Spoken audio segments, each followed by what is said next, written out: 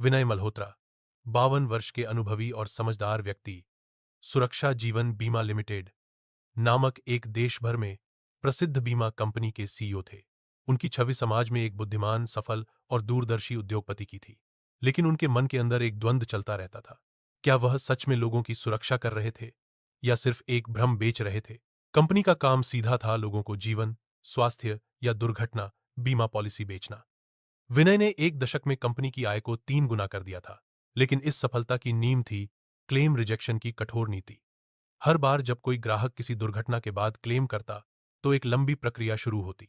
Document अधूरे हैं, policy शर्तें पूरी नहीं हुई, समय पर जानकारी नहीं दी गई, छोटी छोटी वजहों से बड़ी बड़ी रकम रोकी जाती। एक दिन विनय को एक फाइल मिली, एक महिला का क्लेम आवेदन, जिसका पति सड़क दुर्घटना में मारा गया था। महिला ने हाथ से लिखा पत्र जोड़ा था, मैं अशिक्षित हूं, पर बीमा एजेंट ने वादा किया था कि कुछ हो गया तो यह पॉलिसी मेरी मदद करेगी। फाइल में लिखा था, दावा खारिज किया जाए। मृतक ने हेलमेट नहीं पहना था, पॉलिसी की शर्तों के विरुद्ध। विनय ने उस पत्र को फिर से पढ़ा और कुछ देर चुप बैठा रहा। रात को वह अपने आलीशान घर में शीशे के सामने खड़ा था। उसे अपना चेहरा ही पराया लग रहा था।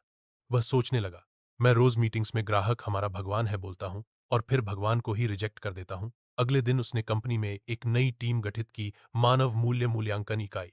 इस टीम का काम था सिर्फ नियम नहीं, इंसानियत भी देखना। उसने उस महिला के क्लेम को स्वीकृत किया और उसके हाथों से पहली बार उस विभाग के नए नाम के तहत पहला चेक निकलवाया।